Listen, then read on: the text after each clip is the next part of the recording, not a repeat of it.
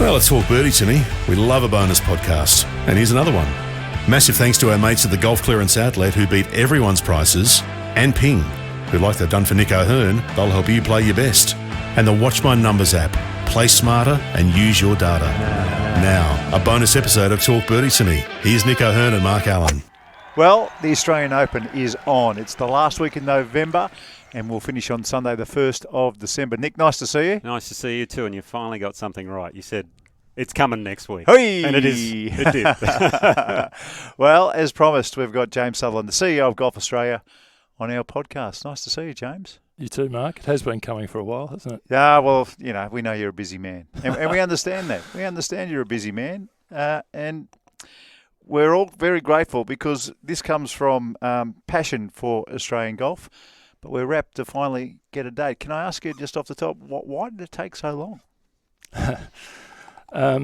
Complicated answer to that, really. I guess you need to work through a process and you need to get through the best possible outcome that you can. So, that's the starting point, and I think we've got to a fantastic outcome with obviously the event being played in Melbourne on the Sandbelt and on two of the great courses of the world. So that's a good starting point. But in terms of going back to the specifics, it's a long answer, but I think it's pretty relevant just for you and your listeners to realise that there's a lot that's changed in golf over the course of the last 7 years. I'm going to flag it as 7 years because that's the duration of the previous agreement in relation to the Australian Open. So we had an agreement with New South Wales government where they had, and the Australian Open has been in Sydney for a long time. I mean, this will only be the second time in 22 years that it's been in Melbourne. But if we go back, it was a 7-year agreement. There were 2 out years where we could play in another state. They were scheduled to be in Melbourne, and we had agreements to play at Kingston, Heath and Victoria. Now, what happened in the middle of that was COVID. I should add that through that period as well, the Australian Open was outsourced to a management company, so Sport5. There were a few iterations of that company, but Sport5 most recently. And in the midst of COVID, things changed. There were two men's Australian Opens that were cancelled. Yeah. Sport5 relinquished the rights to the management, which came back to Golf Australia. So that was sort of first time in 20 years that we had the rights. The women's event, which had previously been played in Adelaide for a few years, was LPGA sanctioned. That was also cancelled. And we came to a situation with the relationship with LPGA had to be relinquished because of travel commitments and other things like that. And when we came back, our event was reformed in a reformatted sense in December 2022, played as a joint event. And the agreement, government agreement included and allowed for that. So it was, to come back to the point, last year, 2023, was the last year of that contract period. And despite our best ambitions to have conversations throughout that COVID and post-COVID period, we hadn't been able to get people to arrive at the outcome that we wanted.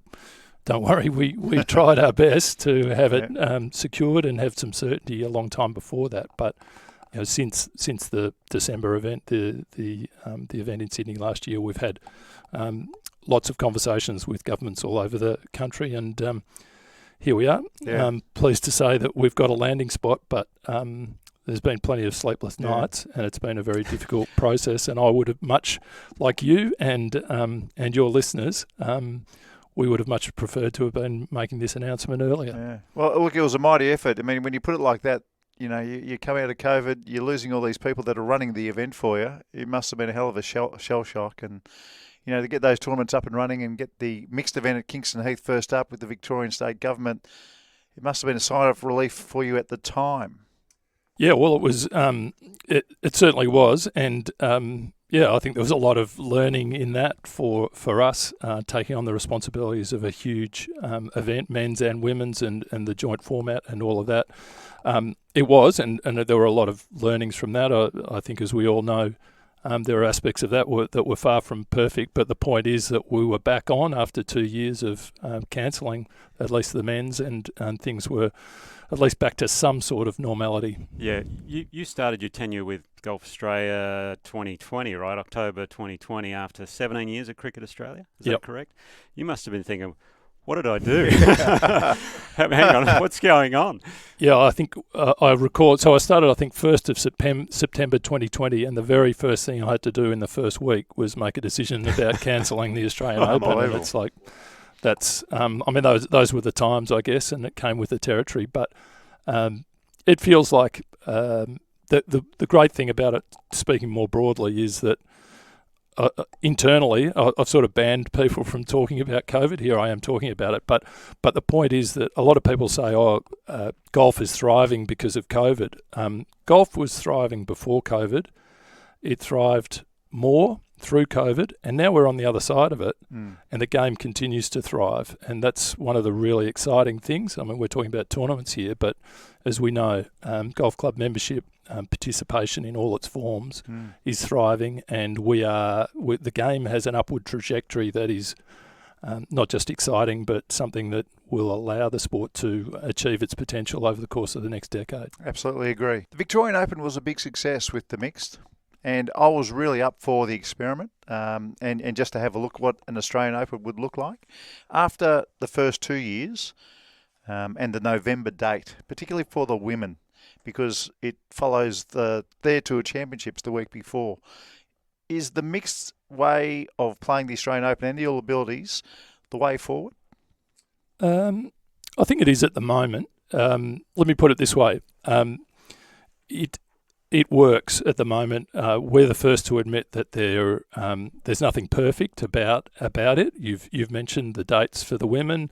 There are other aspects of it that are not perfect, but there are also other aspects of it that are optimal. So optimal in terms of government support, very significant government support. And we do in-depth discussions with all of our sponsors at the end of every season, end of every Australian Open, and they are, to a sponsor, absolutely 100% behind and supportive of the joint event. I think fans love it too, through the gates. Certainly, that's our research says that. I think people will have read Adam Pengilly's recent article in the Nine newspapers, where what I thought was quite a balanced article on the pros and cons of the joint format.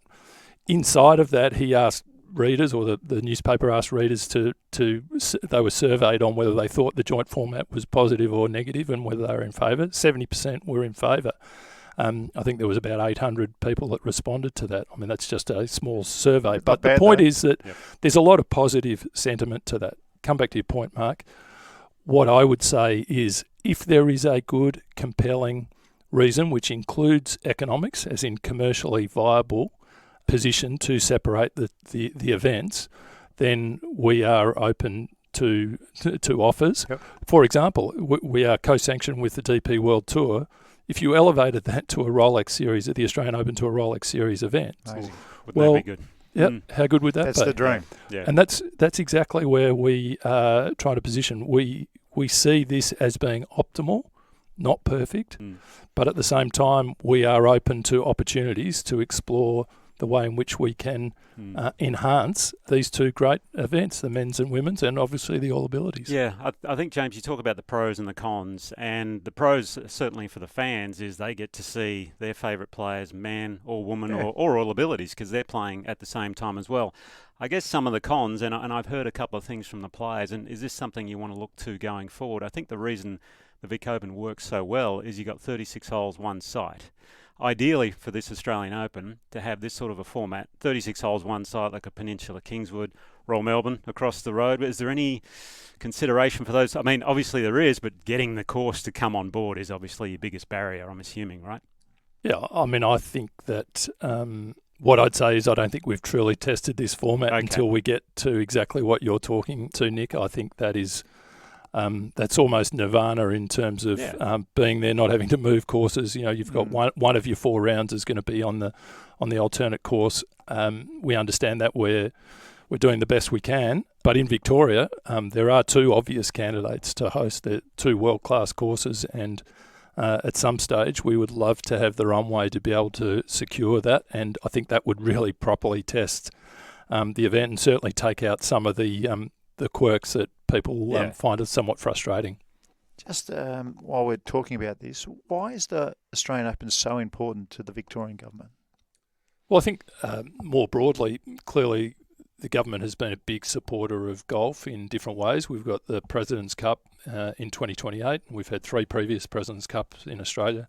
And so there's a little bit of runway there. But I think more broadly, as I've come to understand it, talking to Visit Victoria and the Tourism Minister, Steve Dimopoulos, golf is a 52 weeks of the year proposition in terms of tourism, travel and interest, and that means it's a economic boost to the economy here, and with the best golf courses in the world, arguably, certainly within an hour and a half drive, you will not get a better collection of golf courses to play. No. We're all talking to the converted here, I think, but the reality is people come from all over Australia and indeed all over the world to play golf. So maybe just if I can give you a couple of statistics to support that. In 2022, the household expenditure spent on golf in Australia was $10.3 billion. I'm not sure that there are many sports, if any sports, in the country that had that level of expenditure. Now, just to break that down a tiny bit more, $3.4 billion of that related to travel.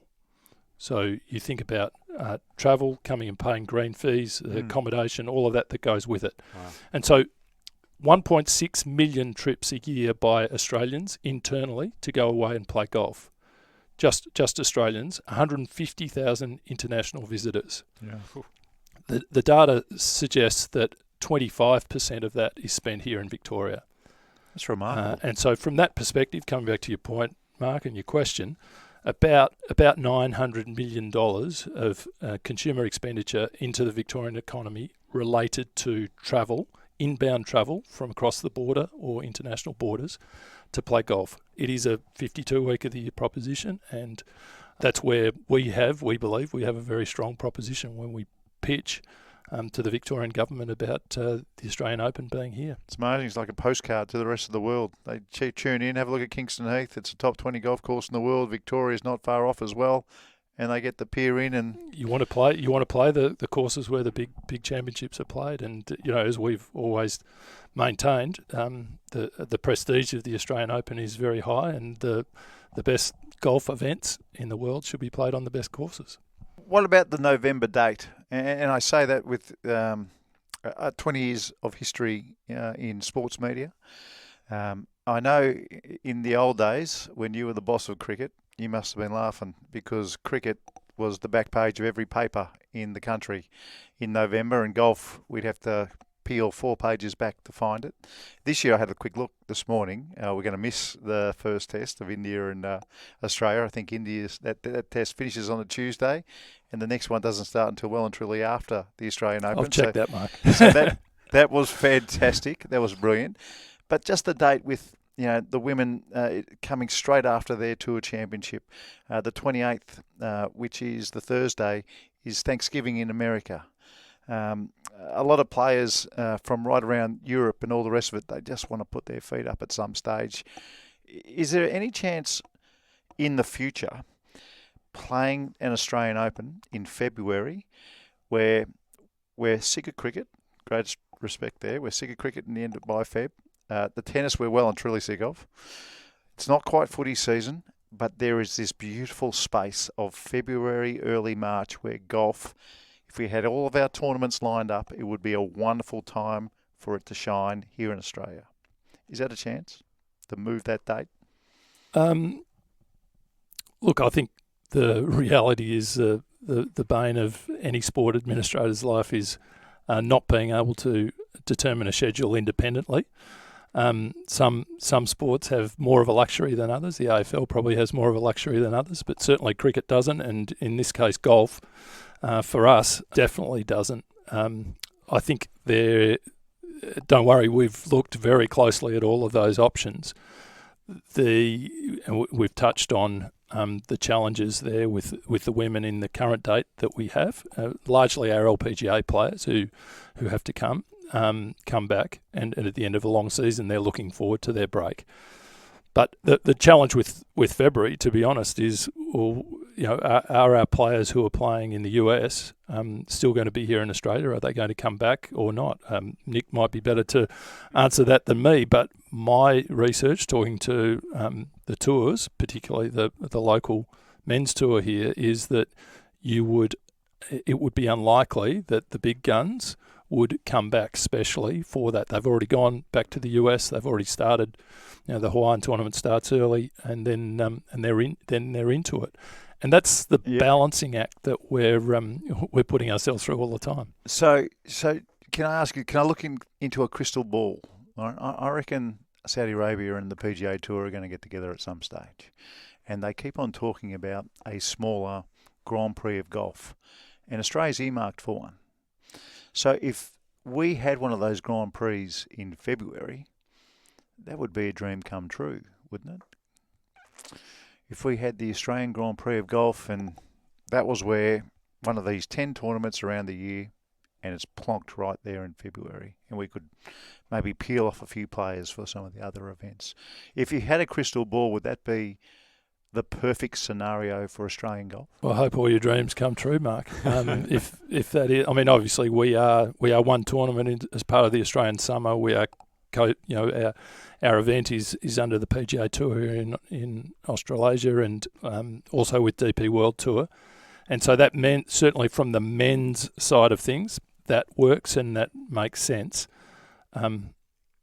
We would fall into that, but as I said earlier on, our aspirations are for the Australian Open, and I think you're talking about the men's side of it, the men's event to be elevated. At the moment, we don't, when we don't have the economic grunt or the power, and it's a chicken and egg situation, because sometimes you need the points and the money in order to attract the best players. But you can't find it. It's very hard to find the right economic support to get prize money above $2 million in Australia. Yeah, for sure. Well, Mark, I'm with you. I want to dream a little bit going into this back nine. So why don't we take a break? I know you're on a health kick. What are you having this time? No party pies? Chicken avocado sandwich and brown bread. Oh, welcome to the club, Mark. And a glass of water.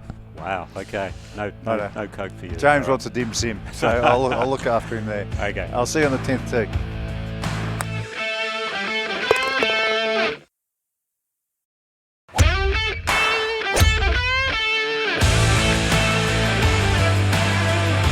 Thanks for listening to Talk Birdie to me, and if you're up for it, we'd love you to subscribe, rate and share the podcast wherever you listen. And thanks to our great partners who make the show possible: Ping, they'll help you play your best; Watch My Numbers, the most powerful database golf app in the world; and the Golf Clearance Outlet, they beat everyone's prices. Now, back to Nick O'Hearn and Mark Allen. We're here from Golf Australia headquarters with the CEO, James Sutherland, and the Australian Open is on at Kingston, Heath and Victoria Golf Club. The last week of November, final day on the 1st of December. I know that Rory McIlroy told Ian Baker Finch that if the Australian Open's at Kingston Heath, he wants to play. That sounds good. It's not that easy, though, is it? I mean, do we have a price tag for someone like a Rory McIlroy to come down to Australia? Is it 4 million UEs or is it 2 million euros? What do we have any idea of what it is to attract someone like Rory McIlroy to an Australian Open? Let's hope it's just a nice bottle of red and, the generosity of his heart to come play a great golf course. Yeah. Fishing trip out in Port Phillip Bay. I don't know. How do we do it? How do we get someone like that? Look, I think it'd be fantastic. I mean, there are a small handful of players that can really shift the needle in terms of creating a great event and building some noise around an Australian Open. Certainly Rory would be a wonderful, wonderful get for us. I mentioned earlier on how much has changed in Australian golf and indeed world golf over the last 7 years, and one of the things that's changed, as you guys are only too aware, is appearance fees, prize money, particularly on the big tours and the major events have gone through the roof. And so you come to the end of a calendar year, most big name players have played enough golf, perhaps earn enough money, and so there is an element there that people like Rory might be playing out of the goodness of their own heart, liking the Australian Open because he's a former champion or whatever. But we would love to do that, and we certainly won't be backward in conjunction with the PGA here in Australia in having those conversations. Yeah, how is, I mean, it's only been, a week since it was announced. How is the field shaping up? I mean, you've got last year it was Joaquin Niemann on the men's side, Ashley Buhai. Are they hopefully coming back to defend? Yeah, we'd certainly like to think that they will want to. I mean, certainly Joaquin, it's like fantastic for him. He obviously got that, he qualified for the Open, which he'll play in next week, and at the same time he got that, by extension, he got that Masters invitation as well. So it's something about the Australian Open. It can do that and open up those opportunities. That's part of our selling point. But I think, Nick, one of the things that I find in my experience, and certainly the experts tell me, that until you get to the Open, people don't look too far beyond and think about how's their season going, what do they want to do. But those conversations will start to happen, and certainly we'll work very closely with the PGA Tour here in Australia. Back-to-back events, obviously the PGA Champs and our event on the men's side. But the women's, Ash has been a great supporter of our event. She's won the last two.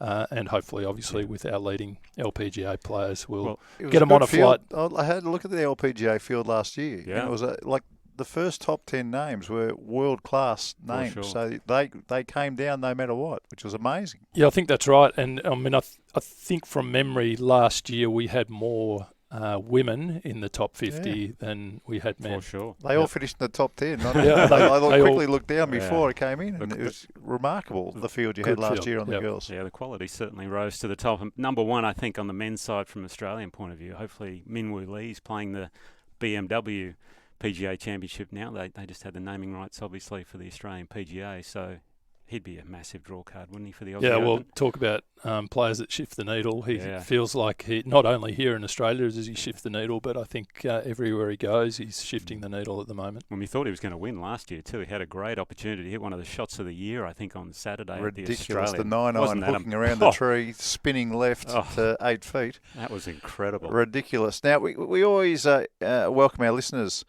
to ask a few questions. We've already asked one on behalf of Brian Shanahan. Is Rory coming? Well, it looks like we don't know yet. We've got our fingers crossed. And one from Judd Smith. And I think you touched on this earlier. Did you consider doing Royal Melbourne East and Royal Melbourne West? Now, I'm not sure you can at the moment, can you? Because kind of maybe Kingston Heath had already been promised an Australian Open. Is that how it works?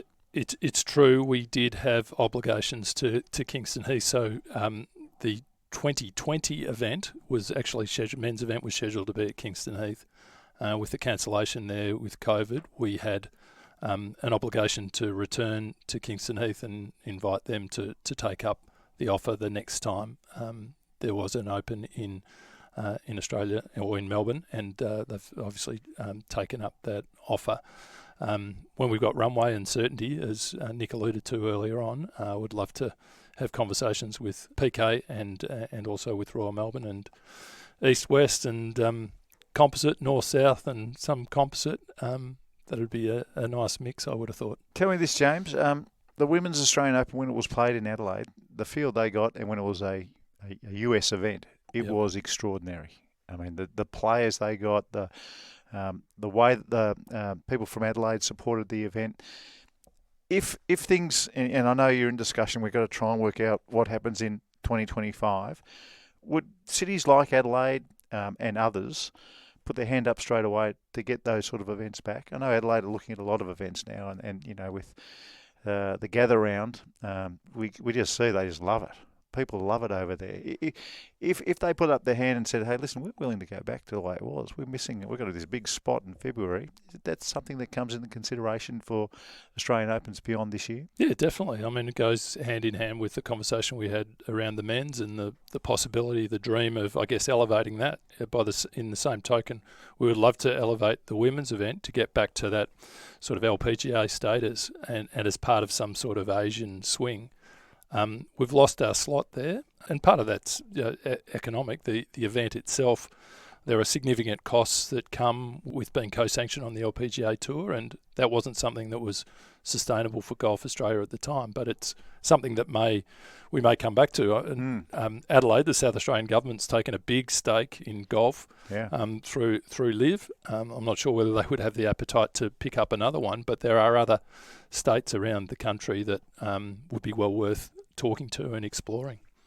One final question for you, James. It's been great to chat on everything with the Australian Open, but obviously what's going on in golf at the moment, PGA Tour and PIF and LIV and all this sort of thing. Do you have a view on all that, and do you think they're going to come together at some stage?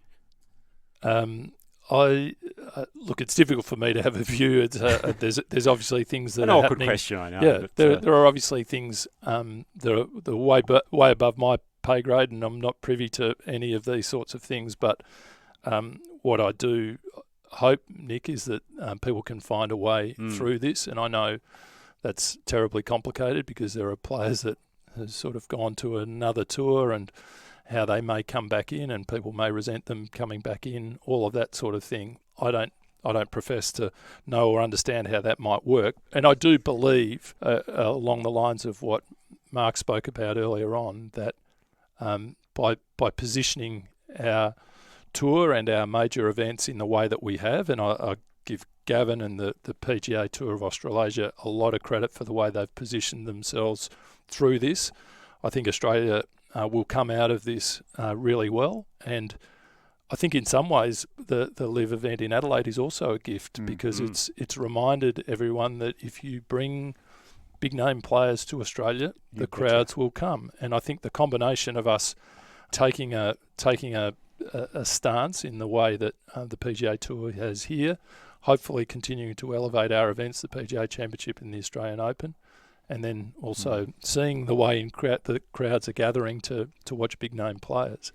There's something really positive here that will make it easier for people to make that allocation that you talk about. Well, James, hang on to your hat because my old college roommate, Kevin Youngblood, plays a lot of golf with Scotty Scheffler's brother-in-law, who is my source. And Scotty Scheffler's brother-in-law, through Kevin Youngblood, has told me they're very close to getting together. So just rest easy. All right? Rest easy. Sounds promising, mate. This is going to work out just fine for Australian golf down the track. Thank you, James. Look, the smart ass in me wants to ask where the 2025 Australian Open is going to be played, but I'm not going to. I'm just going to thank you for coming in and being straight with us. We really appreciate it. Pleasure, guys. Nice to chat to you. Good Thanks, on you. James.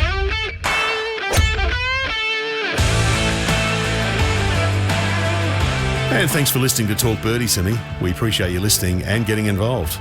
And a huge thanks to our fantastic partners. Without them, the show just wouldn't be the same. Watch My Numbers. Download the app and turn your bogeys into birdies by analysing and improving your game like never before. The Golf Clearance Outlet. Awesome prices on great gear. You can see them in Melbourne, Sydney, Brizzy, Perth, and online at golfclearanceoutlet.com.au. And Ping. See your local golf shop or professional to arrange a Ping Club fitting. They'll help you play your best. If Ping's good enough for Nick O'Hearn, well, that says it all. And we'd love you to get involved with the show. You can leave a voicemail with any comments or questions at talkbirdietome.com.au or send an email or comment on the socials. And if you can share the pod with a friend, well, we'd love that. Talk Birdie-Tome's executive producer is Dan Bradley at Kaizen Media. Sound design, Daryl Misson at loudzebra.com.